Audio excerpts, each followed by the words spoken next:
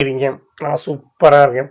நான் இந்த வீடியோல உங்க கூட ஷேர் பண்ணக்கூடிய விஷயம் என்னன்னு கேட்டீங்கன்னா, ப்ராஜெக்ட் ஹெய்ல் மேரி அப்படிங்கிற ஒரு ஹாலிவுட் மூவிய பத்தி தான். நெறைய எதிர்பார்ப்புகளுக்கு நடுவுல ரிலீஸ் ஆயிருக்கு.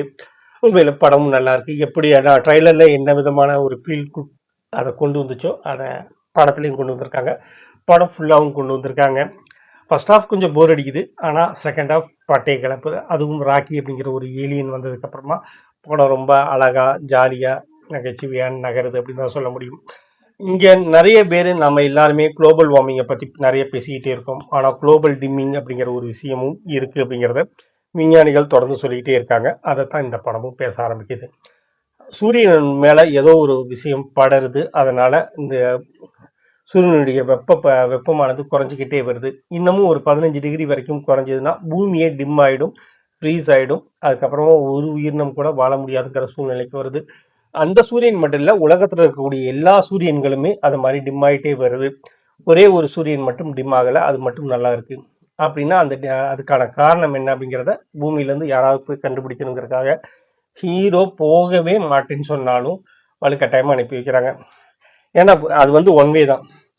போனா திரும்பியெல்லாம் வர முடியாது. போய் கண்டுபிடிச்சு அவங்களுக்கு பூமியில இருக்கவங்களுக்கு தகவல் கொடுக்கலாமே ஒழிய இவர் திரும்ப வரக்கான வாய்ப்புகள் கிடையாது. அப்படிதான் அவளோட வாழ்க்கை அதோட முடிஞ்சு போயிடும் அப்படிங்கிறனாலேயே ஹீரோ போறதுக்கு ரொம்ப யோசிக்கிறாரு. அதையும் தாண்டி வலுக்கட்டாயமா அனுப்பிச்சு வச்சிடறாங்க. அங்க போறாரு. அங்க என்ன நடக்குது? அங்க ஒரு நட்பு கிடைக்குது. ஒரு ஏலியன் கிடைக்குது. அந்த ஏலியன் என்ன பண்ணுது? பயமுறுத்தாம ரொம்ப அழகா, ரொம்ப ஜாலியா, மனித நேயத்தோட ரொம்ப ஃபீல் குட்டா, எமோஷனலா ஒரு படம் எடுக்கணும்னா செம்மையா எடுக்குறாங்க ஹாலிவுட்காரங்க.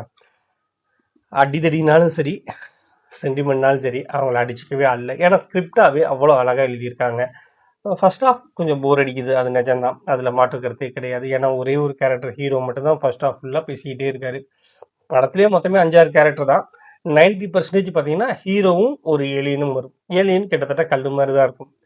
ஸோ மொத்தமாவே படத்த ஹோல்ட் பண்ண வேண்டியது ஹீரோ மட்டும் தான். ஹீரோ தான் இந்த படத்தோட ப்ரொடியூசரும்.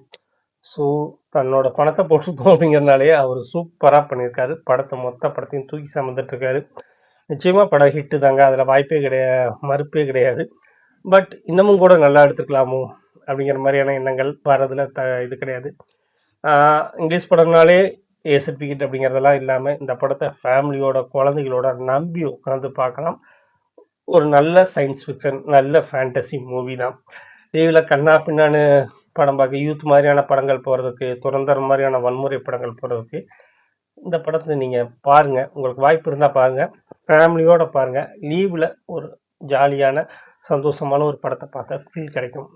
இன்னொரு வீடியோல கண்டிப்பா சந்திப்போம். நன்றி.